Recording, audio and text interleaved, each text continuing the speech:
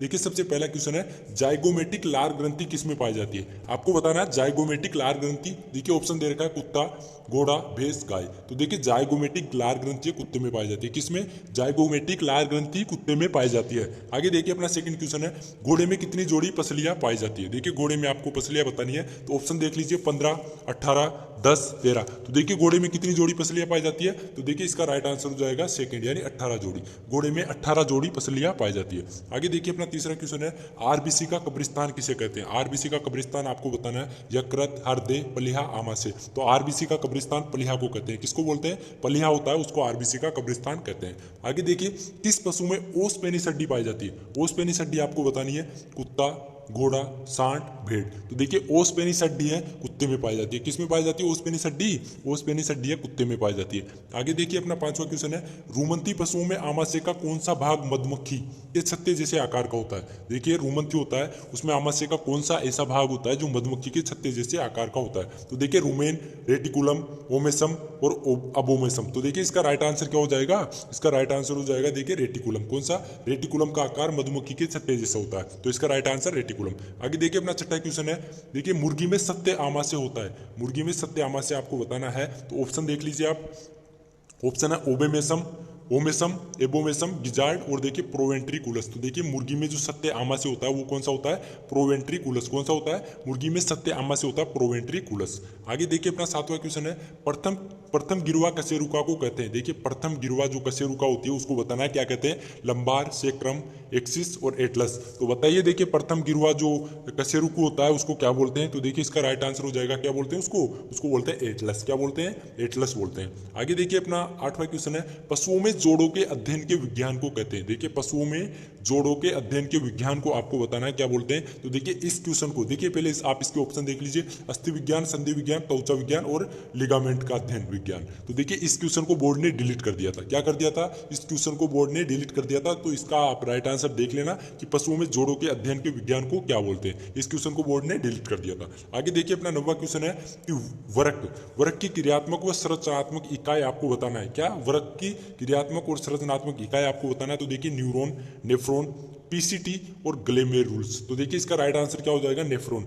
Nephron होता है जो वक्र होता है, वक्र की क्रियात्मक और संरचनात्मक इकाई नेफ्रॉन होती है।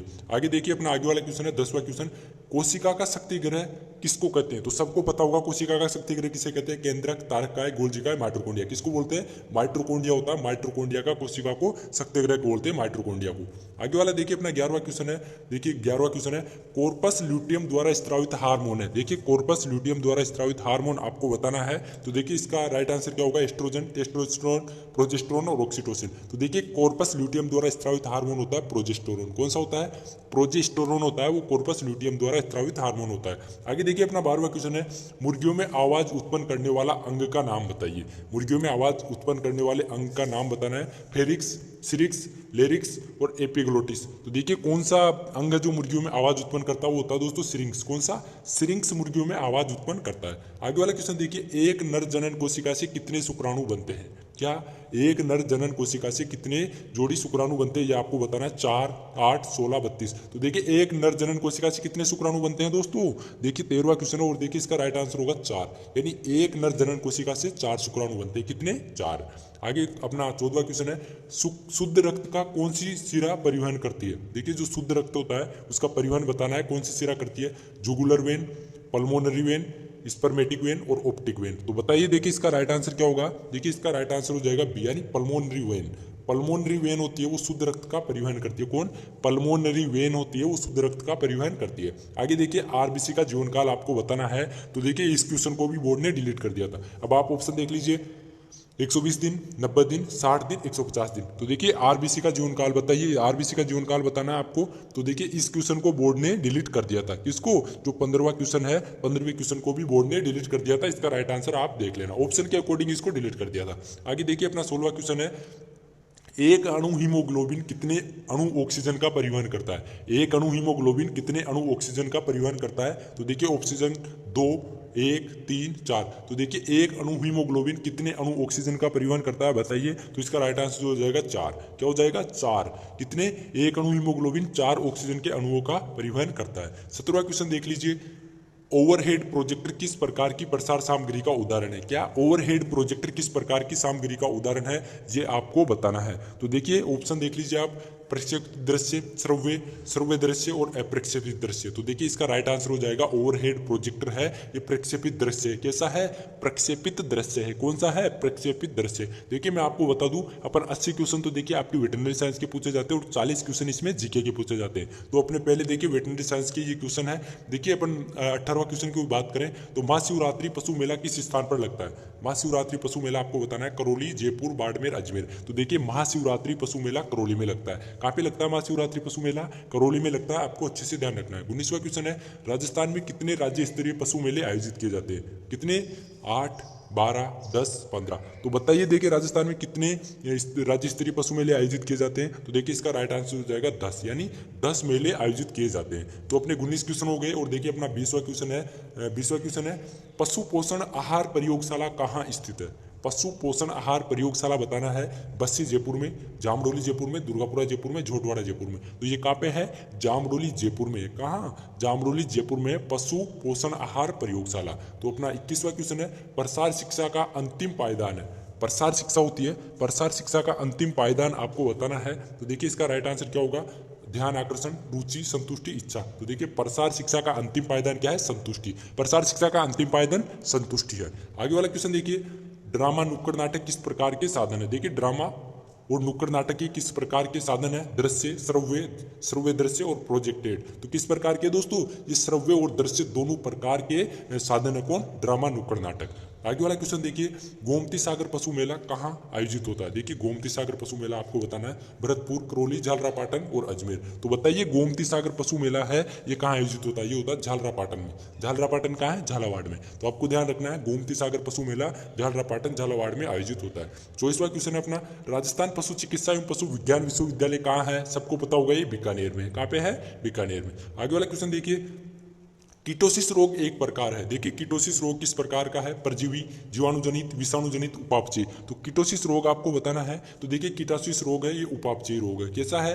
कीटोसिस रोग उपापचयी रोग है। आपको ध्यान रखना है उपापचयी रोग है कीटोसिस। आगे वाला क्वेश्चन है देखिए, न्यूकैस्टल बीमारी का समानार्थी है। देखिए 26वां क्वेश्चन, न्यूकैस्टल बीमारी का समानार्थी आपको बताना, रानीखेत, रेबीज, फ्लोरिम और गंबोरो। तो देखिए जो न्यूकैस्टल बीमारी है इसका समानार्थी क्या है? रानीखेत। रानीखेत होती है उसको अपन क्या बोलते हैं दोस्तों? न्यूकैस्टल भी बोलते हैं। आगे वाला क्वेश्चन देखिए दोस्तों, निम्न में से कौन सी बीमारी वुडन टंग लक्षण प्रदर्शित करती है? देखिए वुडन टंग लक्षण प्रदर्शित करती है, ऐसी कौन सी बीमारी है वो आपको बताना है। तो देखिए अपना 27वां क्वेश्चन है और आपको बताना वुडन टंग लक्षण कौन सी बीमारी प्रदर्शित करती है। तो देखिए इसका राइट आंसर हो जाएगा बी, यानी एक्टिनोबैसिलस। क्या? एक्टिनोबैसिलस होती है ये। देखिए वुडन टंग लक्षण प्रदर्शित करती है। कौन सी बीमारी? एक्टिनोबैसिलोसिस। कौन सी? एक्टिनोबैसिलोसिस बीमारी है ये। देखिए वुडन टंग लक्षण प्रदर्शित करती है। तो इसको अच्छे से आपको ध्यान रखना है। देखिए इस क्वेश्चन को, आगे वाला क्वेश्चन देखिए अपना, आगे वाला 28वां क्वेश्चन है कि देखिए लोकजा अवस्था किस बीमारी में पाई जाती है? लोकजा अवस्था देखिए लंगड़ा बुखार, एंथ्रेक्स, बोटिलुजम और टिटेनिस। तो देखिए लोकजा अवस्था किस बीमारी में पाई जाती है ये आपको बताना है। तो देखिए इसका राइट आंसर क्या हो जाएगा? टिटेनिस। टिटेनिस होती है, टिटेनिस में एक लोकजा अवस्था पाई जाती है। कौन सी लोकजा अवस्था होती है? ये टिटेनिस में पाई जाती है। आगे देखिए अपना 29वां क्वेश्चन है, इन बीमारियों में से कौन सी बीमारी प्रोटोजोआ जनित नहीं है? प्रोटोजोआ जनित कौन सी बीमारी नहीं है वो बताना है। तो देखिए बबेसियस, थिलेरियोसिस, सर्रा और दुग्ध ज्वर। तो देखिए दुग्ध ज्वर है ये बीमारी प्रोटोजोआ जनित नहीं है। कौन सी? दुग्ध जनित बीमारी है ये, प्रोटोजोआ जनित बीमारी नहीं है। आगे देखिए 30वां क्वेश्चन है, कौन सा रोग वायरस जनित है? देखिए वायरस जनित इनमें से रोग बताना है, टिटेनस, लंगड़ा बुखार, खुरपका मुपका और सर्रा। तो देखिए 30वां क्वेश्चन है और बताइए देखिए इसका राइट आंसर क्या हो सकता है? देखिए खुरपका मुपका रोग है ये, वायरस जनित रोग है। कौन सा? खुरपका मुपका रोग। तो इसका राइट आंसर क्या हो जाएगा? खुरपका मुपका रोग या FMD इसको अपन बोलते हैं। आगे वाला क्वेश्चन देखिए, मेड काऊ नामक रोग किससे होता है? देखिए मेड काऊ रोग आपको बताना है, मेड काऊ रोग किससे होता है? तो देखिए इसका राइट आंसर हो जाएगा प्रियोन। किससे होता है मेड काऊ रोग? प्रियोन से होता है मेड काऊ रोग। आपको अच्छे से ध्यान रखना है। 32वां क्वेश्चन है, उनमें से कौन सा विटामिन रक्त का थक्का बनने के लिए जिम्मेदार है? तो सबको पता होगा विटामिन के होता है, ये रक्त का थक्का बनने के लिए जिम्मेदार है। कौन सा विटामिन? विटामिन के है, ये रक्त का थक्का बनने के लिए जिम्मेदार होता है। तो अपने 32 क्वेश्चन हो गए। अपना 33वां क्वेश्चन है, उपकरणों को निसंक्रमित करने की उत्तम विधि है। देखिए उपकरणों को निसंक्रमित करने की उत्तम विधि, रासायनिक निसंक्रमण विधि, विकिरण द्वारा निसंक्रमण विधि, उबलते पानी द्वारा निसंक्रमण विधि और ताप द्वारा निसंक्रमण विधि। तो बताइए इसका राइट आंसर क्या हो सकता है? तो देखिए इसका राइट आंसर होगा 33वां का, यानी ताप द्वारा निसंक्रमण। 33वें क्वेश्चन का राइट आंसर क्या होगा? ताप द्वारा निसंक्रमण। तो अच्छे से ध्यान रखना है, उपकरणों को निसंक्रमित करने की उत्तम विधि है ताप द्वारा निसंक्रमण करना। आगे देखिए, पशु के शरीर पर असाधारण गुहा जिसमें मवाद भरी होती है उसको क्या कहते हैं। देखिए दोबारा देखिए, पशु के शरीर पर असाधारण गुहा जिसमें मवाद भरी होती है उसको अपन क्या बोलते हैं। तो देखिए उसको बोलते हैं अपन एब्सिस। क्या बोलते हैं? एब्सिस। क्या बोलते हैं उसको? एब्सिस बोलते हैं। असाधारण गुहा जिसमें मवाद भरी होती है उसको अपन एब्सिस बोलते हैं। आगे वाला देखिए 35वां क्वेश्चन है, सींग रोधन के लिए कौन सा रसायन काम में लेते हैं। सींग रोधन के लिए आपको जो रसायन यूज में लेते हैं वो बताना है। तो देखिए इसमें ऑप्शन दे रखे हैं KOH, NaOH, CaCO3 और CaCl2। तो देखिए इस क्वेश्चन को भी बोर्ड ने डिलीट कर दिया था। आपको ध्यान रखना, देखिए सींग रोधन के लिए कौन सा रसायन काम में लेते हैं, बाकी इस क्वेश्चन को बोर्ड ने डिलीट कर दिया था। आगे वाला क्वेश्चन है कि देखिए निम्न में से कौन सा सूंघने वाला निश्चेतक है। इनमें से आपको सूंघने वाला निश्चेतक बताना है। क्लोरोफॉर्म, क्लोरोल हाइड्रेट, निम्बोटोल और जाइलोडीन। तो सबको पता होगा क्लोरोफॉर्म होता है, ये सूंघने वाला निश्चेतक होता है। कौन? क्लोरोफॉर्म। आगे वाला क्वेश्चन देख लीजिए आप। अपना आगे वाला क्वेश्चन है, अनअवशोषित सूचर सामग्री है। अनअवशोषित सूचर सामग्री आपको बतानी है। केटगल, कोलेजन, नाइलोन, फसियाल आटा। तो कौन सा इसका राइट आंसर होगा 37वें क्वेश्चन का? देखिए इसका राइट आंसर हो जाएगा नाइलोन। क्या हो जाएगा? नाइलोन। अनअवशोषित सूचर सामग्री कौन सी है? नाइलोन। आगे वाला क्वेश्चन देखिए आप, ऑटोक्लेव में भाप का दाब होता है। देखिए ऑटोक्लेव होता है, ऑटोक्लेव में आपको भाप का दाब बताना है। तो देखिए इसका राइट आंसर क्या हो जाएगा? 15 पाउंड। ऑटोक्लेव में भाप का दाब कितना होता है? 15 पाउंड। आगे देखिए आप, आगे वाला क्वेश्चन है, तेज धारदार हथियार से होने वाला घाव कहलाता है। देखिए तेज धारदार जो हथियार होता है उससे जो घाव होता है उसको अपन क्या बोलते हैं, ये आपको बताना है। तो बताइए देखिए इसका राइट आंसर क्या हो सकता है। तो देखिए इसको बोलते हैं अपन इंसाइज्ड। क्या बोलते हैं? तेज धारदार हथियार से होने वाले घाव को इंसाइज्ड बोलते हैं। क्या बोलते हैं? इंसाइज्ड। आगे वाला देखिए 40वां क्वेश्चन है, कठोर उत्तकों की निरंतरता का टूट जाना कहलाता है। देखिए कठोर उत्तकों की जो निरंतरता होती है वो टूट जाती है तो उसको अपन क्या बोलते हैं, ये आपको बताना है। तो देखिए उसको बोलते हैं फ्रैक्चर। क्या बोलते हैं? फ्रैक्चर। कठोर उत्तकों की जो निरंतरता होती है उसका टूट जाना फ्रैक्चर कहलाता है। आगे वाला क्वेश्चन देखिए आप, 41वां क्वेश्चन है, अच्छी साइलेज का पीएच बताइए। देखिए अच्छी साइलेज होती है उसका पीएच मान बताना है। 4.2 से 4.5, 3.5 से 4.2 और 4.5 से 4.8 और 4.8 से 5.8। तो देखिए अच्छी साइलेज होती है उसका पीएच मान आपको बताना है। तो कितना होता है अच्छी साइलेज का पीएच मान? अच्छी साइलेज का जो पीएच मान होता है वो होता है कितना? 4.2 से 4.5। आपको अच्छे से ध्यान रखना है, जो अच्छी साइलेज होती है उसका पीएच मान कितना होता है? 4.2 से 4.5। आगे वाला क्वेश्चन देखिए आप, पेराकिरेटोसिस नामक रोग सुअर में किस खनिज तत्व की कमी से होता है? कौन सा रोग? देखिए दोबारा देखिए, पेराकिरेटोसिस। कौन सा? पेराकिरेटोसिस जो रोग होता है ये सुअर में किस खनिज तत्व की कमी से होता है? जिंक, कॉपर, मैग्नीज और मोलिब्डेनम। तो किसकी कमी से होता है? ये होता है दोस्तों जिंक की कमी से। जिंक की कमी से सुअर में पेराकिरेटोसिस रोग हो जाता है। आगे देखिए 43वां क्वेश्चन आप देख लीजिए, निम्न में से कौन सा प्रोटीन का अच्छा स्रोत है? तो ये ऑप्शन दे रखे हैं, इनमें से प्रोटीन का अच्छा स्रोत बताना है। गेहूं, चावल, मक्का, चना। तो देखिए चना होता है, ये ऑप्शन को अकॉर्डिंग सबसे अच्छा प्रोटीन का स्रोत होता है। तो इसका राइट आंसर हो जाएगा चना। आगे वाला क्वेश्चन आप देख लीजिए 44वां क्वेश्चन, विटामिन B12 का रासायनिक नाम है। तो सबको पता होगा विटामिन B12 का रासायनिक नाम क्या होता है? पायरोडोक्सिन, रेटिनोल, थायमिन और साइनोकोबाल्मिन। तो विटामिन B12 का रासायनिक नाम क्या होता है? साइनोकोबाल्मिन। क्या होता है? साइनोकोबाल्मिन। क्या होता है? साइनोकोबाल्मिन विटामिन B12 का रासायनिक नाम होता है। आगे देखिए सुबा बूल में कौन सा विषैला तत्व पाया जाता है? देखिए सुबा बूल में कौन सा विषैला तत्व पाया जाता है आपको बताना है। तो देखिए इसका राइट आंसर क्या हो जाएगा? मिमोसिन। जो सुबा बूल होता है, सुबा बूल में मिमोसिन पाया जाता है। कौन पाया जाता है दोस्तों? मिमोसिन पाया जाता है। किसमें? सुबा बूल में। आगे देखिए अपना 46वां क्वेश्चन है, 46 नंबर पे कौन सा क्वेश्चन है, भारतीय गाय के लिए शुष्क पदार्थ की आवश्यकता होती है। देखिए भारतीय गाय के लिए आपको शुष्क पदार्थ की आवश्यकता बतानी है। तो देखिए 46वां क्वेश्चन है और देखिए इस क्वेश्चन को भी बोर्ड ने डिलीट कर दिया था। बाकी आप देख सकते हैं इसका आंसर देखिए 2.5 किलोग्राम यानी 100 किलोग्राम भार पर, 3 किलोग्राम यानी 100 किलोग्राम भार पर, और देखिए 2 किलोग्राम यानी 100 किलोग्राम शरीर भार पर और 1.5 किलोग्राम यानी 100 किलोग्राम शरीर भार पर। तो देखिए कुछ क्वेश्चन होते हैं जिनके की ऑप्शन के अकॉर्डिंग कुछ भी राइट आंसर नहीं होता। तो देखिए वो क्वेश्चन बोर्ड डिलीट कर देते हैं जब अपन रिट लगाते तो देखिए इस क्वेश्चन को भी बोर्ड ने डिलीट कर दिया था। देखिए कई सारे क्वेश्चन ऐसे जिनको बोर्ड ने डिलीट कर दिया था, तो इस क्वेश्चन को भी बोर्ड ने डिलीट कर दिया था। बाकी आप इसका राइट आंसर देख लेना कि भारतीय गाय के लिए शुष्क पदार्थ की कितनी आवश्यकता होती है। आगे वाला क्वेश्चन देख लीजिए आप, अपना 47 नंबर का क्वेश्चन है, गेहूं के भूसे को उपचारित करने के लिए निम्न में से यूरिया कितने प्रतिशत होती है? देखिए गेहूं का भूसा होता है उसको उपचारित करने के लिए यूरिया कितना प्रतिशत अपन लेते हैं? 1%, 4%, 8%, 10%। तो देखिए कितने परसेंट यूरिया लेते हैं? तो देखिए इसका राइट आंसर क्या होगा?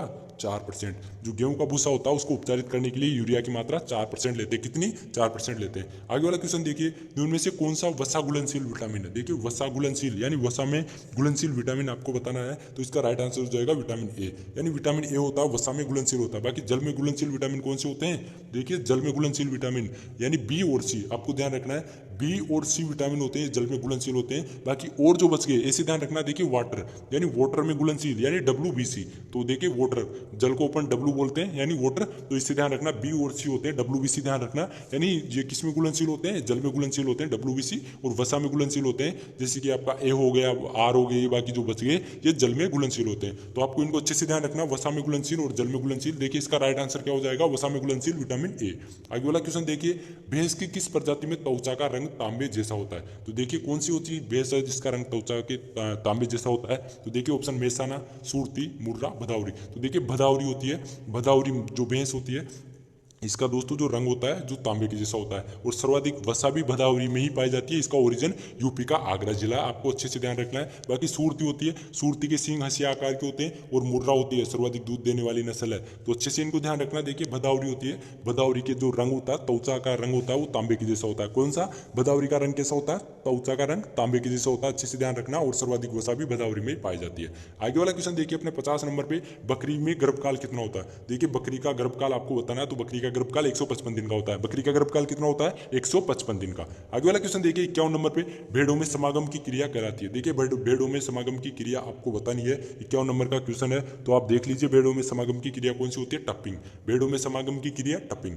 आगे वाला क्वेश्चन देखिए 52 नंबर पे, सुअर का मांस कहलाता है। देखिए सुअर का मांस आपको बताना है, तो देखिए सुअर के मांस को क्या बोलते हैं, सुअर के मांस को बोलते हैं पोर्क। क्या बोलते हैं सुअर के मांस को, पोर्क बोलते हैं। अच्छे से ध्यान रखना, सुअर के मांस को पोर्क बोलते हैं। राष्ट्रीय ऊंट अनुसंधान संस्थान कहाँ पे है, तो देखिए राष्ट्रीय ऊंट अनुसंधान संस्थान जोहड़बीड़ बीकानेर में। कहाँ पे है, जोहड़बीड़ बीकानेर में ऊंट अनुसंधान संस्थान है। आगे देखिए 53 अपने क्वेश्चन हो गए, और 54 नंबर पे कौन सा क्वेश्चन है, देखिए जो सेल्सियस होता है, सेल्सियस को फ़ारेनहाइट में परिवर्तित करने का सूत्र बताइए। तो देखिए इसका राइट आंसर हो जाएगा फर्स्ट वाला, यानी फ़ारेनहाइट कोष्टक C/5 × 9 कोष्टक बंद +32। तो ये इसका राइट आंसर हो जाएगा। अच्छे से ध्यान रखना, सेल्सियस को फ़ारेनहाइट में परिवर्तित करने का सूत्र, ये आपको अच्छे से ध्यान रखना, इसका फर्स्ट वाला राइट आंसर हो जाएगा। आगे वाला क्वेश्चन देखिए, मुर्गी का सामान्य तापमान क्या होता है। देखिए कई सारे एग्जामों में पूछा गया, मुर्गी का सामान्य तापमान 107 डिग्री फ़ारेनहाइट, कितना 107 डिग्री फ़ारेनहाइट होता है मुर्गी का सामान्य तापमान। आपको भी अच्छे से ध्यान रखना है, हो सकता है रिपीट हो जाए। तो मुर्गी का सामान्य तापमान 107 डिग्री फ़ारेनहाइट।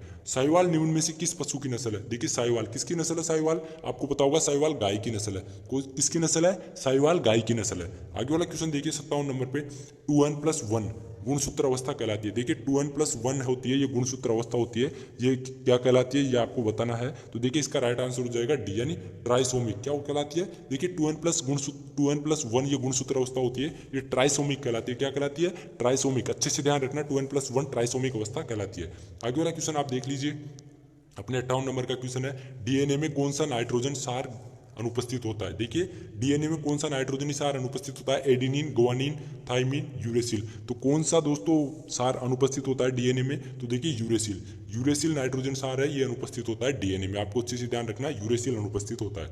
आगे देखिए 59 नंबर पे, डीएनए से आरएनए का बनना क्या कहलाता है। देखिए डीएनए से आरएनए का बनना क्या कहलाता है, ये आपको बताना है। तो देखिए इसका राइट आंसर है ट्रांसक्रिप्शन। क्या कहलाता है, ट्रांसक्रिप्शन। डीएनए से आरएनए का बनना ट्रांसक्रिप्शन कहलाता है। क्या कहलाता है, ट्रांसक्रिप्शन कहलाता है डीएनए से आरएनए का बनना। देखिए 60 नंबर पे है, आनुवांशिकी की भौतिक एवं क्रियात्मक इकाई है। देखिए आनुवांशिकी की भौतिक एवं क्रियात्मक इकाई आपको बतानी है। तो देखिए इसका राइट आंसर हो जाएगा सी। क्या है दोस्तों इसका राइट आंसर, जीन। आनुवांशिकी की भौतिक एवं क्रियात्मक इकाई जीन कहलाती है। आगे देखिए अपना 61 नंबर पे क्वेश्चन है, निकट संबंधी पशुओं के बीच होने वाले प्रजनन को कहते हैं। देखिए निकट संबंधी पशुओं के बीच होने वाले प्रजनन को अंत प्रजनन बोलते हैं। क्या बोलते हैं, अंत प्रजनन बोलते हैं। अच्छे से ध्यान रखना, निकट संबंधी पशुओं के बीच होने वाले प्रजनन को क्या बोलते हैं अपन, अंत प्रजनन। समझ में आ गया आपको, अंत प्रजनन बोलते हैं। स्टूडेंट्स अपने 62 नंबर पे क्वेश्चन है, गाय में गुणसूत्रों की संख्या होती है। देखिए गाय में आपको गुणसूत्रों की संख्या बतानी है, 60, 48, 54, 50। तो देखिए गाय में गुणसूत्रों की संख्या कितनी होती है, 60। आपको ध्यान रखना, गाय में गुणसूत्रों की संख्या 60 होती है। आगे देखिए अपना 63 नंबर पे कौन सा क्वेश्चन है। देखिए 63 नंबर पे, एक मादा जनन कोशिका से कितने अंडाणु बनते हैं, 4, 8, 1, 2। तो देखिए एक मादा जनन कोशिका होती है, उससे कितने अंडाणु बनते हैं, यह आपको बताना है। तो देखिए इसका राइट आंसर क्या हो जाएगा, देखिए इसका राइट आंसर हो जाएगा 1, यानी एक मादा जनन कोशिका से एक ही अंडाणु बनता है। कितना, एक ही अंडाणु बनता है। आगे वाला क्वेश्चन देखिए आप 64 नंबर पे अपना कौन सा क्वेश्चन है, निम्न में से कौन आनुवांशिकी का जनक है। तो सबको पता होगा आनुवांशिकी के जनक कौन है, मेंडल। आनुवांशिकी के जनक कौन है दोस्तों, आनुवांशिकी के जनक है मेंडल। आपको अच्छे से ध्यान रखना है। और 65 नंबर पे अपना क्वेश्चन है, नर जनन तंत्र में शुक्राणु कहाँ बनते हैं। देखिए नर जनन तंत्र होता है, उसमें आपको शुक्राणु बताना है। तो देखिए ऑप्शन वर्षण, वर्षण कोश, अधिवर्षण और शुक्राशय। तो देखिए नर जनन तंत्र में जो शुक्राणु बनते हैं ये कहाँ बनते हैं, वर्षण में। आपको अच्छे से ध्यान रखना है, नर जनन तंत्र में जो शुक्राणु बनते हैं वो वर्षण में बनते हैं। 66 नंबर पे देखिए अपना क्वेश्चन है, बकरी में ब्याहने की प्रक्रिया को क्या कहते हैं। देखिए बकरी होती है, बकरी में ब्याहने की प्रक्रिया को आपको बताना है, लेम्बिंग, कोल्विंग, किडिंग और फेरोविंग। तो क्या बोलते हैं, देखिए बकरी में ब्याहने की क्रिया को किडिंग बोलते हैं। क्या बोलते हैं, किडिंग बोलते हैं। अपना 67 नंबर पे क्वेश्चन है, किस पशु में मध्य चक्र से पहले रक्तस्राव होता है, गाय, भेड़, कुतिया, बकरी। तो देखिए किस पशु में मध्य चक्र से पहले रक्तस्राव होता है, यह आपको बताना है। तो देखिए इसका राइट आंसर हो जाएगा कुतिया। क्या हो जाएगा, कुतिया में मध्य चक्र से पहले रक्तस्राव होता है। क्या होता है दोस्तों, मध्य चक्र से पहले रक्तस्राव किसमें होता है, कुतिया में। तो अपने 67 क्वेश्चन हो गए। और देखिए अपने 68 नंबर पे कौन सा क्वेश्चन है, देखिए 68 नंबर पे है, देखिए गाय में किस प्रकार का अपरा पाया जाता है। गाय में आपको अपरा बताना है कि गाय में किस प्रकार का अपरा पाया जाता है। तो देखिए इसका राइट आंसर हो जाएगा कोटिलिडनरी। क्या हो जाएगा, कोटिलिडनरी। गाय में कोटिलिडनरी प्रकार का अपरा पाया जाता है। अच्छे से ध्यान रखना, गाय में किस प्रकार का अपरा पाया जाता है, कोटिलिडनरी प्रकार का। आगे देखिए 69 प्रकार का कौन सा भाग अंडवाहिनी का नहीं है। देखिए कौन सा दोस्तों, कौन सा भाग अंडवाहिनी का नहीं है। तो देखिए इसका ऑप्शन देखिए, इनफंड्यूबुलम, इस्थमस, एम्पुला और सर्विक्स। तो देखिए कौन सा भाग अंडवाहिनी का नहीं है, अंडवाहिनी का भाग नहीं है, वो आपको बताना है। तो इसका राइट आंसर हो जाएगा सर्विक्स। सर्विक्स है, ये अंडवाहिनी का भाग नहीं है। क्या दोस्तों, सर्विक्स है, ये अंडवाहिनी का भाग नहीं है। आगे देखिए 70 नंबर पे, वीर्य में उपस्थित शर्करा का नाम बताइए। देखिए वीर्य में कौन सी शर्करा उपस्थित होती है, वो आपको बताना है। Fructose, maltose, lactose, starch. तो देखिए वीर्य में कौन सी शर्करा उपस्थित होती है, फ्रक्टोज। आपको अच्छे से ध्यान रखना, वीर्यों में फ्रक्टोज शर्करा उपस्थित होती है। 71 नंबर पे देखिए, भेड़ में मध्य चक्र की अवधि कितने दिन की होती है। देखिए बताइए भेड़ में मध्य चक्र की अवधि कितने दिन की होती है। तो देखिए इस क्वेश्चन को भी बोर्ड ने डिलीट कर दिया था, बाकी इसका राइट आंसर आप देख लेना। ऑप्शन देखिए 21 दिन, 16 दिन, 20 दिन और 28 दिन। तो देखिए इस क्वेश्चन को बोर्ड ने डिलीट कर दिया था, क्योंकि ऑप्शन इसमें दो इसमें सही हो रहे हैं, इसीलिए देखिए इसको बोर्ड ने डिलीट कर दिया था। तो आप देख लेना बाकी इसका आंसर। दूध शरण के लिए कौन सा हार्मोन जिम्मेदार है। देखिए आपको बताना है, दुग्ध शरण के लिए कौन सा हार्मोन जिम्मेदार है। एस्ट्रोजन, ऑक्सीटोसिन, रिलैक्सिन और PGL2 अल्फा। तो देखिए दुग्ध शरण के लिए कौन सा हार्मोन जिम्मेदार है, इसका राइट आंसर हो जाएगा ऑक्सीटोसिन। ऑक्सीटोसिन हार्मोन है, ये दूध शरण के लिए जिम्मेदार है। किसके लिए, दुग्ध शरण के लिए ऑक्सीटोसिन हार्मोन जिम्मेदार है। तो देखिए अपने 72 क्वेश्चन हो गए। और देखिए अपने 63 नंबर पे कौन सा क्वेश्चन है, सर्वप्रथम खोजी गई एंटीबायोटिक है। देखिए एंटीबायोटिक बतानी है जो सबसे पहले खोजी गई थी। तो बताइए इसका राइट आंसर क्या हो सकता है। इसका राइट आंसर हो जाएगा दोस्तों पेनिसिलिन। पेनिसिलिन सबसे पहले खोजी गई एंटीबायोटिक है। आगे वाला क्वेश्चन देखिए, निम्न में से कौन सी दवा जीवाणुनाशक है। देखिए जीवाणुनाशक इनमें से दवा बतानी है, तो आप ऑप्शन आराम से देख लीजिए। तो इनमें से जीवाणुनाशक दवा बताइए, तो इसका राइट आंसर हो जाएगा एम्फिसिलिन। क्या हो जाएगा, एम्फिसिलिन है, ये जीवाणुनाशक है। ये ऑप्शन इनमें दे रखे हैं, इनमें से आप ऑप्शन दोबारा देख लीजिए। ऑप्शन देख लीजिए आप, नेम्बुटलान है, क्लोरोमाप्रिजिन है, एनजिलिन है। तो देखिए एम्फिसिलिन है, एम्फिसिलिन जीवाणुनाशक है इनमें से। तो अच्छे से ध्यान रखना। आगे वाला क्वेश्चन देखिए, इनमें से निम्न में से कौन सी विधि द्वारा जलन करने वाली दवाइयां दी जाती है। देखिए जलन करने वाली दवाइयां किस विधि से दी जाती है वो बताना है। मांसपेशियों के अंदर, शिरा के अंदर, पेरिटोनियम के नीचे और चमड़ी के नीचे। तो देखिए जो जलन करने वाली जो दवाइयां होती है उनको कहाँ दिया जाता है वो आपको बताना है। तो देखिए इसका राइट आंसर हो जाएगा शिरा के अंदर। जो जलन करने वाली दवाइयां होती है उनको शिरा के अंदर दिया जाता है। तो ध्यान रखना, जलन करने वाली दवाइयों को शिरा के नीचे दिया जाता है। आगे देखिए अपना, उनमें से कौन सी दवा बुखार उतारती है। बुखार उतारने वाली आपको दवा बतानी है। तो देखिए पैरासीटामोल, लिकोडीन और एमोक्सिलिन और फिनड्रोमाइन मेलिएट। तो देखिए पैरासीटामोल है, पैरासीटामोल दवा बुखार उतारने में काम ली जाती है। तो अच्छे से ध्यान रखना पैरासीटामोल। आगे वाला क्वेश्चन आप देख लीजिए। अपना आगे वाला क्वेश्चन है देखिए 77 नंबर में, नीला तोता को कहते हैं। देखिए नीला तोता होता है उसको अपन क्या बोलते हैं ये आपको बताना है। तो नीला तोता को कॉपर सल्फेट बोलते हैं। क्या बोलते हैं, नीला तोता को कॉपर सल्फेट बोलते हैं नीला तोता को। आगे वाला क्वेश्चन देखिए, ऑर्सेनिक का एंटीडोट है। देखिए क्या है, ऑर्सेनिक का एंटीडोट आपको बताना है। तो देखिए बोल, ईडिटा, सोडियम सल्फेट और कॉपर सल्फेट। तो बताइए देखिए इसका राइट आंसर क्या हो जाएगा। 78 नंबर पे जो क्वेश्चन है इसका राइट आंसर आप बताइए। तो देखिए इसका राइट आंसर हो जाएगा ये वाला, यानी बोल। बोल होता है ये ऑर्सेनिक का एंटीडोट है। क्या, बोल, BAL। देखिए बोल है, ये ऑर्सेनिक का एंटीडोट है। आगे वाला क्वेश्चन आप देखिए, बीमारी में पशुओं को दी जाने वाली औषधि की मात्रा का अध्ययन किया जाता है उसे कहते हैं। देखिए दोस्तों, बीमारी में जो पशुओं को औषधि दी जाती है उसका अध्ययन करते हैं, उसको अपन क्या बोलते हैं, जो मात्रा होती है उसका अध्ययन करने को अपन क्या बोलते हैं, पोसोलॉजी, टेक्सिकोलॉजी, मेट्रोलॉजी और फार्मेकोलॉजी। तो बताइए उसको क्या बोलते हैं दोस्तों, बीमारी में जो पशुओं को दवाई दी जाती है उसकी मात्रा के अध्ययन को क्या बोलते हैं, पोसोलॉजी। अच्छे से ध्यान रखना दोस्तों, पोसोलॉजी बोलते हैं। आगे वाला क्वेश्चन आप देख लीजिए, एक टीस्पूनफुल में ब्रिटिश प्रणाली के अनुसार कितनी मात्रा होती है। देखिए इसका बताना है दोस्तों, एक टीस्पूनफुल में ब्रिटिश प्रणाली के अनुसार कितनी मात्रा होती है। तो देखिए 10 ml, 5 ml, 15 ml और 20 ml। तो कितनी मात्रा होती है दोस्तों एक टीस्पूनफुल में? 5 ml मात्रा होती है। कितनी दोस्तों? 5 ml होती है। एक चम्मच में कितनी प्रणाली दोस्तों? ब्रिटिश प्रणाली के अनुसार एक चम्मच में 5 ml मात्रा होती है। तो आगे वाला अपना क्वेश्चन देख लीजिए दोस्तों। आगे वाला क्वेश्चन है राजस्थान में संगठित किसान आंदोलन। देखिए अपने 80 क्वेश्चन हो गए दोस्तों वेटरनरी साइंस के। अब अपने दोस्तों शुरू होते हैं जीके के क्वेश्चन, जो कि 40 क्वेश्चन है। तो देखिए पूरे पेपर आपके ओरिजिनल पेपर है 2018 का। देखिए अपना 81 नंबर पे क्वेश्चन है राजस्थान में संगठित किसान आंदोलन कहां से आरंभ हुआ था? तो बताइए देखिए कहां से शुरू हुआ था राजस्थान में संगठित किसान आंदोलन? ये हुआ था दोस्तों बिजोलिया से। कहां से हुआ था? राजस्थान में संगठित किसान आंदोलन बिजोलिया से शुरू हुआ था। आगे देखिए वह स्थान जो अपने मर्दा शिल्प के लिए प्रसिद्ध है। देखिए वह स्थान जो अपने मर्दा शिल्प के लिए प्रसिद्ध है वो आपको बताना है। तो देखिए इसका राइट आंसर हो जाएगा मोलेला। क्या है दोस्तों? मर्दा शिल्प के लिए कौन सा प्रसिद्ध है दोस्तों? टेराकोटा भी बोलते हैं। मर्दा शिल्प को टेराकोटा भी बोलते हैं। तो टेराकोटा के लिए कौन सा स्थान प्रसिद्ध है? तो इसका राइट आंसर हो जाएगा मोलेला। क्या हो जाएगा? मोलेला। आगे वाला क्वेश्चन आप देख लीजिए।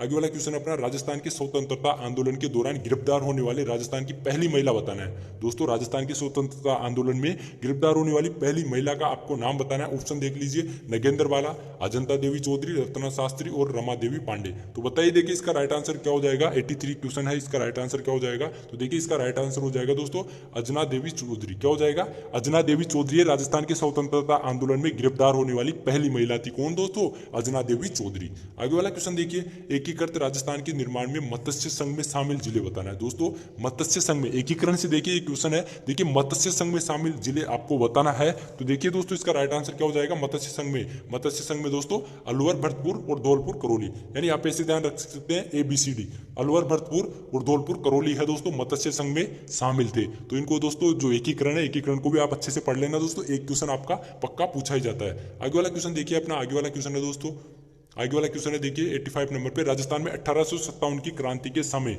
यहाँ के AGG कौन थे? दोस्तों क्या बताना है? एजेंट टू गवर्नर जनरल कौन थे? यानी 1857 की क्रांति के समय AGG यानी एजेंट टू गवर्नर जनरल कौन थे वो आपको बताना है। तो बताइए देखिए इसका राइट आंसर क्या हो सकता है? तो देखिए इसका राइट आंसर हो जाएगा दोस्तों जॉर्ज पैट्रिक लॉरेंस। कौन थे दोस्तों? जॉर्ज पैट्रिक लॉरेंस है दोस्तों 1857 की क्रांति के समय वहां के एजेंट टू गवर्नर जनरल थे। अच्छे से ध्यान रखना दोस्तों, कौन? George Patrick Lawrence. आगे वाला क्वेश्चन देखिए 86 नंबर पे। राजस्थान का एकीकरण चरणों में हुआ था। देखिए राजस्थान का एकीकरण कितने चरणों में पूरा हुआ था वो बताना है। तो देखिए दोस्तों एकीकरण से आपको 2 क्वेश्चन मिल गए। तो देखिए एकीकरण कब हुआ था दोस्तों? एकीकरण 7 चरणों में पूरा हुआ था। कितने में? एकीकरण 7 चरणों में पूरा हुआ था। आपको अच्छे से ध्यान रखना है, राजस्थान का एकीकरण 7 चरणों में पूरा हुआ था। तो देखिए दोस्तों अपना आगे वाला क्वेश्चन है 87 नंबर पे। मेवाड़ के महाराणा भूपाल सिंह किस वर्ष में राजस्थान के महाराज प्रमुख बने थे? क्या बताना है? देखिए मेवाड़ के महाराणा भूपाल सिंह किस वर्ष में राजस्थान के महाराज प्रमुख बने थे? महाराज प्रमुख बने थे किस वर्ष? 1947, 1948, 1949 और 1956। तो बताइए किस वर्ष बने थे दोस्तों जो मेवाड़ के महाराणा भूपाल सिंह है ये महाराज प्रमुख कब बने थे दोस्तों राजस्थान के? तो बताइए आपको पता है तो देखिए ये बने थे 1948 में। कब बने थे? 1948 में। आगे वाला क्वेश्चन देखिए जूनागढ़ दुर्ग कहाँ स्थित है? जूनागढ़ दुर्ग आपको बताना है। तो देखिए इसका राइट आंसर हो जाएगा बीकानेर। जूनागढ़ दुर्ग बीकानेर में है। कहाँ है दोस्तों? जूनागढ़ दुर्ग बीकानेर में। आगे वाला क्वेश्चन देखिए अजरक प्रिंट कहाँ का संबंध है? देखिए अजरक प्रिंट आपको बताना है अजरक प्रिंट कहाँ का प्रसिद्ध है। तो दोस्तों देखिए इस क्वेश्चन को भी डिलीट कर दिया था। देखिए 89 नंबर पे जो क्वेश्चन है अजरक प्रिंट कहाँ का संबंध है, देखिए इसको डिलीट कर दिया था इस क्वेश्चन को। तो आप इसका देख लेना राइट आंसर। बाकी जो ऑप्शन है इनके अकॉर्डिंग इस क्वेश्चन को बोर्ड ने डिलीट कर दिया था। अजरक प्रिंट का संबंध कहाँ से है? तो इस क्वेश्चन को बोर्ड ने डिलीट कर दिया था। बाकी देखिए अपन 90 नंबर पे है, 90 नंबर पे देखते हैं 90 नंबर पे कौन सा क्वेश्चन है। नौलखा दरवाजा निम्न में से राजस्थान के किस किले का भाग है? देखिए नौलखा दरवाजा है राजस्थान के किस किले का भाग है? तो इसका राइट आंसर हो जाएगा रणथंभौर। कौन से किले का भाग है दोस्तों नौलखा दरवाजा? रणथंभौर का। आगे वाला क्वेश्चन देखिए 91 नंबर पे धानवन दुर्ग के बीच स्थित है। देखिए धानवन दुर्ग बताना है दोस्तों कहाँ किसके बीच स्थित है दोस्तों धानवन दुर्ग? तो दोस्तों ये धानवन दुर्ग है किसके बीच स्थित है दोस्तों? धानवन दुर्ग ये दोस्तों इसका राइट आंसर हो जाएगा रेगिस्तान। धानवन दुर्ग है ये रेगिस्तान के बीच स्थित है। किसके बीच दोस्तों? धानवन दुर्ग है ये रेगिस्तान के बीच स्थित है। आगे वाला क्वेश्चन देखिए हल्दी घाटी का युद्ध किस वर्ष में लड़ा गया था? तो सबको पता होगा दोस्तों हल्दी घाटी का युद्ध कब लड़ा गया था दोस्तों? हल्दी घाटी का युद्ध 1576 में लड़ा था। कब दोस्तों? 1576 में लड़ा गया था हल्दी घाटी का युद्ध। आगे देखिए निम्न में से किस विद्वान के अनुसार राजपूतों की उत्पत्ति अग्निकुंड से हुई है? बताइए दोस्तों किस विद्वान के अनुसार राजपूतों की उत्पत्ति अग्निकुंड से हुई है? तो दोस्तों इसका राइट आंसर हो जाएगा कवि चंद्रवरदाय। कौन दोस्तों? कवि चंद्रवरदाय है। चंद्रवरदाय के अनुसार राजपूतों की उत्पत्ति है अग्निकुंड से हुई है। किससे दोस्तों? चंद्रवरदाय ने बताया कि राजपूतों की उत्पत्ति अग्निकुंड से हुई है। तो देखिए दोस्तों अपना आगे 94 नंबर पे राजस्थान के संदर्भ में पीला पोमचा है। देखिए आपको बताना है कि राजस्थान के संदर्भ में पीला पोमचा क्या है। देखिए लोकगीत, लोक नृत्य, कपड़ा, पेंटिंग। तो देखिए पीला पोमचा, पीला पोमचा बताइए दोस्तों, पीला पोमचा क्या है दोस्तों? एक कपड़ा है। पीला पोमचा क्या है? एक कपड़ा है। आपको अच्छे से ध्यान रखना, पीला पोमचा एक कपड़ा है। 95 पे है देखिए वालर नृत्य किस जाति का लोक नृत्य है। देखिए वालर नृत्य आपको बताना है, वालर नृत्य किस जाति का लोक नृत्य है। तो देखिए दोस्तों इसका राइट आंसर हो जाएगा बी, यानी दोस्तों गरासिया। गरासिया का लोक नृत्य वालर। अच्छे से ध्यान रखना, वालर किसका नृत्य दोस्तों? गरासिया जनजाति होती है, उस जनजाति का नृत्य है दोस्तों वालर। तो दोस्तों जनजाति को भी आपको अच्छे से पढ़ लेना है। देखिए जनजाति से भी क्वेश्चन पूछे जाते हैं। आगे देखिए निम्न में से कौन सा आभूषण कान में पहना जाता है। देखिए दोस्तों आभूषण से पूछा गया क्वेश्चन है कि कौन सा आभूषण कान में पहना जाता है? टीका, बुली, टोटी और रिमझोल। तो बताइए दोस्तों इसका राइट आंसर क्या होगा? तो देखिए इसका राइट आंसर हो जाएगा दोस्तों टोटी। टोटी होती है कान में पहनी जाती है। कहाँ दोस्तों? टोटी कान में पहनी जाती है। आगे वाला क्वेश्चन देखिए दोस्तों, डूंगरपुर बांसवाड़ा क्षेत्र में कौन सी भाषा बोली जाती है। देखिए दोस्तों डूंगरपुर और बांसवाड़ा का जो क्षेत्र है वहाँ पे कौन सी भाषा या बोली बोली जाती है वो आपको बताना है। तो वहाँ पे वागड़ी बोली जाती है। कौन सी दोस्तों? डूंगरपुर और बांसवाड़ा का जो क्षेत्र है वहाँ पर वागड़ी बोली जाती है। कौन सी बोली दोस्तों? वागड़ी बोली बोली जाती है। आगे वाला क्वेश्चन देखिए 98 नंबर पे, निम्न में से कौन से स्थल को धूलकोट भी कहा जाता है। देखिए कौन से स्थान को धूलकोट भी कहा जाता है ये आपको बताना है। तो इसका राइट आंसर हो जाएगा दोस्तों अहाड़। जो अहाड़ है, अहाड़ को धूलकोट भी कहा जाता है। किसको दोस्तों? अहाड़ होती है, अहाड़ को धूलकोट भी कहा जाता है। आगे वाला क्वेश्चन देखिए पृथ्वीराज विजय के लेखक है। देखिए पृथ्वीराज विजय के लेखक आपको बताना है दोस्तों। तो देखिए पृथ्वीराज विजय के लेखक कौन है दोस्तों? जय नायक। कौन है दोस्तों? जय नायक है पृथ्वीराज विजय के लेखक। कौन दोस्तों? जय नायक। आगे वाला क्वेश्चन आप देख लीजिए दोस्तों 100 नंबर पे, गोविंद गिरी के नेतृत्व में भील आंदोलन को दबाने के लिए मानगढ़ का जनसंहार किस वर्ष हुआ था। देखिए दोस्तों दोबारा देखिए, गोविंद गिरी के नेतृत्व में भील आंदोलन को दबाने के लिए मानगढ़ का जनसंहार किस वर्ष हुआ था। तो देखिए इसका राइट आंसर हो जाएगा 1913 में। कब हुआ था दोस्तों? ये 1913 में हुआ था। तो देखिए स्टूडेंट्स अपना आगे वाला क्वेश्चन है, राजस्थान के निम्न में से कौन सा एक भौतिक विभाजन सर्वाधिक क्षेत्रफल वाला है। देखिए दोबारा से आप क्वेश्चन देखिए, राजस्थान का कौन सा भौतिक विभाजन सर्वाधिक क्षेत्रफल वाला है। देखिए ऐसा कौन सा भौतिक विभाजन है जिसका सर्वाधिक क्षेत्रफल है। तो देखिए आप ऑप्शन देख लीजिए, इसके ऑप्शन दे रखे हैं। देखिए पूर्वी मैदानी प्रदेश, दक्षिणी पूर्वी पठारी प्रदेश, उत्तरी पश्चिमी मरुस्थल प्रदेश और अरावली पर्वत श्रेणी प्रदेश। तो देखिए इसका राइट आंसर क्या हो जाएगा? उत्तर पश्चिमी मरुस्थली प्रदेश है, ये सर्वाधिक भौतिक विभाजन वाला प्रदेश है। कौन सा दोस्तों?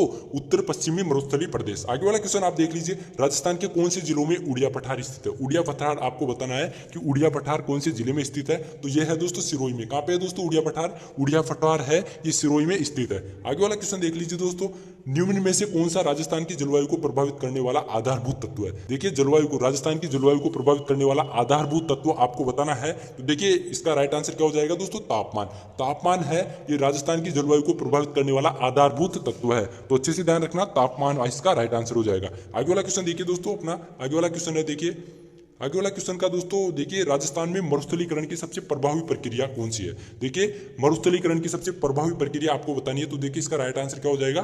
पवन अपर्दन। पवन यानी दोस्तों वायु अपर्दन, वायु शरण है दोस्तों ये मरुस्थलीकरण की सबसे प्रभावी प्रक्रिया है। क्या दोस्तों? वायु शरण या पवन अपर्दन है ये मरुस्थलीकरण की सबसे प्रभावी प्रक्रिया है राजस्थान में। आगे वाला क्वेश्चन देखिए 105 नंबर पे, राजस्थान में वर्ष 2014-15 के दौरान सर्वाधिक बाजरे का उत्पादन निम्न में से किस एक जिले में किया गया था। देखिए ऐसा कौन सा जिला है जिसमें 2014-15 में सर्वाधिक बाजरे का उत्पादन किया गया था। तो इसका राइट आंसर अलवर। देखिए अलवर में सर्वाधिक बाजरे का उत्पादन किया गया था। कब? 2014-15 में। आगे वाला क्वेश्चन देखिए, निम्न में से कौन सी भेड़ की प्रजाति भारतीय मेरिनो के नाम से जानी जाती है। देखिए ऐसी भेड़ की कौन सी प्रजाति है जो भारतीय मेरिनो के नाम से जानी जाती है। इसका राइट आंसर हो जाएगा दोस्तों चोकलो। चोकला होती है उसको भारतीय मेरिनो के नाम से जाना जाता है। आगे वाला क्वेश्चन आप देख लीजिए 107 नंबर पे, 107 नंबर पे, निम्न में से प्रतापगढ़ जिले में कौन सी बहुउद्देशीय परियोजना स्थित है। प्रतापगढ़ दोस्तों जिला है, उसमें कौन सी बहुउद्देशीय परियोजना स्थित है। तो देखिए इसका राइट आंसर हो जाएगा दोस्तों जाखम परियोजना। जाखम परियोजना है ये प्रतापगढ़ में स्थित है, जो कि बहुउद्देशीय परियोजना है। तो अच्छे से ध्यान रखना दोस्तों, प्रतापगढ़ में जाखम परियोजना। आगे वाला क्वेश्चन देखिए, अपना आगे वाला क्वेश्चन है दोस्तों, आगे वाला क्वेश्चन है दोस्तों 108 नंबर पे, मोरिजा बानोल खनन क्षेत्र किसके लिए प्रसिद्ध है। कौन सा दोस्तों? मोरिजा बानोल खनन क्षेत्र किसके लिए प्रसिद्ध है। कौन दोस्तों? मोरिजा बानोल खनन। तो देखिए तांबा खनन, लोहा एस खनन और देखिए टंगस्टन खनन और देखिए पेल्सफोर खनन। तो देखिए इसका राइट आंसर क्या हो जाएगा दोस्तों? इसका राइट आंसर हो जाएगा दोस्तों बी वाला, यानी बी मतलब दोस्तों लोहा एस खनिज। क्या दोस्तों? मोरिजा बानोल खनन देखिए लोहा एस खनन के लिए प्रसिद्ध है। किसके दोस्तों? लोहा एस जो खनन है उसके लिए प्रसिद्ध है। कौन दोस्तों? मोरिजा और बानोल। मोरिजा बानोल है लोहे एस के जो खनिज होते हैं उनके ऐसे के लिए प्रसिद्ध है। आगे वाला देखिए, जयपुर से आगरा राष्ट्रीय राजमार्ग 11 का नया नंबर क्या है। देखिए जयपुर से आगरा राष्ट्रीय राजमार्ग 11 है, इसका नया नाम आपको बताना है। तो देखिए NH12, NH48, NH21 और NH76। तो बताइए दोस्तों इसका नया नाम क्या है। तो देखिए इसका नया नाम है दोस्तों NH21। जो आगरा राष्ट्रीय राजमार्ग है, जयपुर आगरा राष्ट्रीय राजमार्ग 11 है, इसका नया नाम क्या है दोस्तों NH21। आपको अच्छे से ध्यान रखना है, जयपुर आगरा राष्ट्रीय राजमार्ग 11 है, इसका नया नाम क्या है दोस्तों NH21। आगे वाला क्वेश्चन आप देख लीजिए दोस्तों, जैसलमेर जिले में पालीवाल ब्राह्मणों द्वारा शुरू की गई परंपरागत जल संरक्षण की विधि कहलाती है। देखिए दोस्तों कौन सी, जैसलमेर जिले में पालीवाल ब्राह्मणों द्वारा शुरू की गई परंपरागत जल संरक्षण की विधि आपको बतानी है। तो ऑप्शन देख लीजिए, टाका, बावड़ी, खड़ीन और जोहर। तो दोस्तों कौन सी विधि है, वो है दोस्तों खड़ीन। कौन सी विधि है दोस्तों, खड़ीन। कौन सी विधि है दोस्तों, खड़ीन है। आपको अच्छे से ध्यान रखना है। कहाँ पे शुरू की गई थी दोस्तों, जैसलमेर जिले में पालीवाल ब्राह्मणों के द्वारा शुरू की गई विधि कौन सी थी दोस्तों, खड़ीन है, जो कि जल संरक्षण की विधि है। आगे वाला क्वेश्चन देखिए, निम्न में से एक के लिए सरिस्का प्रसिद्ध है। देखिए सरिस्का किसके लिए प्रसिद्ध है, यह आपको बताना है। तो ऑप्शन देख लीजिए, काला तेंदुआ, सफेद बाघ, कौवा, हरा कबूतर। तो बताइए सरिस्का किसके लिए प्रसिद्ध है। सरिस्का हरा कबूतर के लिए प्रसिद्ध है। किसके लिए दोस्तों, अच्छे से ध्यान रखना, सरिस्का है, अभ्यारण्य है, ये हरे कबूतर के लिए प्रसिद्ध है। अच्छे से ध्यान रखना, सरिस्का हरा कबूतर। आगे वाला क्वेश्चन देखिए, स्टेट ऑफ फॉरेस्ट रिपोर्ट 2017 के अनुसार रक्षित वन श्रेणी के अंतर्गत राजस्थान के कुल वन क्षेत्र का प्रतिशत अंश है। देखिए दोस्तों, स्टेट ऑफ फॉरेस्ट रिपोर्ट 2017 के अनुसार रक्षित वन श्रेणी के अंतर्गत राजस्थान के कुल वन क्षेत्र का प्रतिशत अंश आपको बताना है।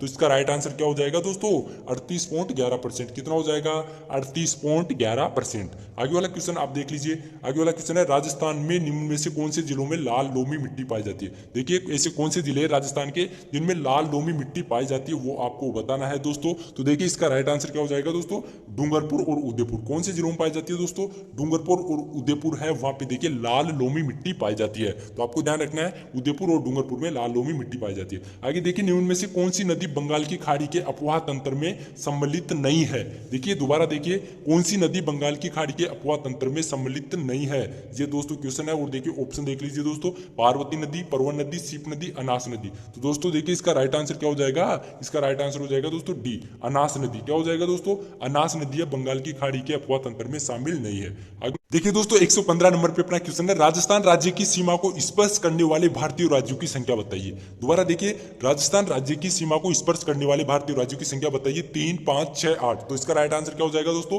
5। 5 राज्य हैं दोस्तों भारत के जो राजस्थान की सीमा को स्पर्श करते हैं। आगे वाला क्वेश्चन देखिए दोस्तों, 116 नंबर पे अपना जो क्वेश्चन है वो आप देखिए, 116 नंबर पे दोस्तों, निम्न में से कौन सा जोड़ा सही सुमेलित नहीं है। तो देखिए यहाँ पे उदयपुर, राजपुरा दरीबा, भीलवाड़ा, रामपुरा आगूचा, सवाई माधोपुर, चौथका बरवाड़ा, बीकानेर, जामसर। तो दोस्तों इस क्वेश्चन को बोर्ड ने डिलीट कर दिया था। किसको दोस्तों, 100 जो ये दे रखा है दोस्तों, 116 नंबर पे अपना क्वेश्चन है, 116 नंबर का जो क्वेश्चन है इसको भी दोस्तों बोर्ड ने डिलीट कर दिया था। तो आप देख लेना दोस्तों इस क्वेश्चन को भी, देखिए कौन सा जोड़ा सही सुमेलित नहीं है। तो दोस्तों ये सभी जोड़े सही सुमेलित है, इसलिए देखिए इस क्वेश्चन को भी बोर्ड ने डिलीट कर दिया था। आप इसको देख लेना दोस्तों, ये सारे दे रखे हैं, बाकी देखिए बोर्ड ने इसको डिलीट कर दिया था। आगे देखिए दोस्तों 117 नंबर पे क्वेश्चन देखिए, निम्न में से कौन सी जिले सिंचाई के काम में ली जाती है। सिंचाई के काम में कौन सी जिले ली जाती है वो आपको बताना है। 118 नंबर 117 नंबर का अपना क्वेश्चन है। तो देखिए दोस्तों, पिछोला और अन्ना सागर जिले, कोलायत और पुष्कर जिले, जयसमंद राजसमंद जिले, और देखिए पचभद्रा और सिलीसेठ जिले। तो दोस्तों कौन सी जिले हैं जो सिंचाई के काम में ली जाती है दोस्तों, जयसमंद और राजसमंद की जो जिले हैं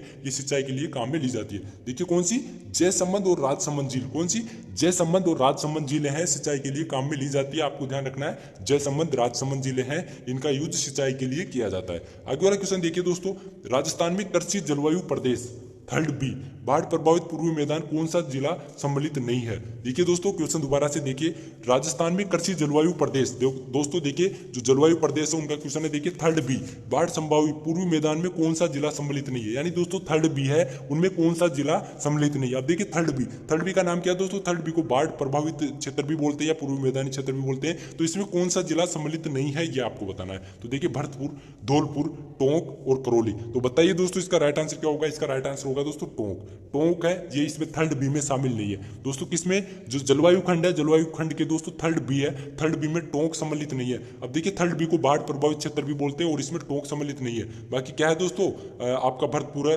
धौलपुर है, करौली है, सवाई माधोपुर है, ये दोस्तों बाढ़ प्रभावित क्षेत्र में सम्मिलित है, यानी थर्ड बी में। आगे वाला क्वेश्चन देखिए 119 नंबर पे, इंडिया इको डेवलपमेंट कार्यक्रम कौन से राष्ट्रीय उद्यान यानी वन्यजीव अभ्यारण्य में क्रियान्वित किया गया था। क्या दोस्तों, इंडिया इको डेवलपमेंट कार्यक्रम है जो कौन से राष्ट्रीय उद्यान में चालू किया गया था या क्रियान्वयन किया गया था। कौन सा कार्यक्रम दोस्तों? India eco development. तो देखिए केवलादेव राष्ट्रीय उद्यान, रणथंभौर राष्ट्रीय उद्यान, कुंभलगढ़ वन्यजीव अभ्यारण्य और सरिस्का वन्यजीव अभ्यारण्य। तो बताइए इसका राइट आंसर क्या होगा? इसका राइट आंसर होगा दोस्तों बी, यानी रणथंभौर राष्ट्रीय उद्यान है। इसमें देखिए इंडिया इको डेवलपमेंट कार्यक्रम शुरू किया गया था। किसमें दोस्तों? रणथंभौर राष्ट्रीय उद्यान है, इसमें इंडिया इको डेवलपमेंट कार्यक्रम शुरू किया गया था। अंतिम क्वेश्चन है 120 नंबर पे। देखिए शुष्क सागवान वन राजस्थान के निम्न में से किस जिले में पाए जाते हैं? आपको बताना है शुष्क सागवान वन है ये राजस्थान के किस जिले में पाए जाते हैं। ऑप्शन देख लीजिए, बांसवाड़ा, बीकानेर, गंगानगर, कोटा। तो ये किस में पाए जाते हैं दोस्तों? बांसवाड़ा में पाए जाते हैं। कौन से वन? शुष्क सागवान वन है, ये बांसवाड़ा में पाए जाते हैं। तो दोस्तों ये अपने टोटल 120 क्वेश्चन हो गए। यदि देखिए आप चाहिए, आपको ये पेपर चाहिए और इसके आंसर की चाहिए, तो ये आप ले लेना। टेलीग्राम का लिंक मैं डिस्क्रिप्शन में डाल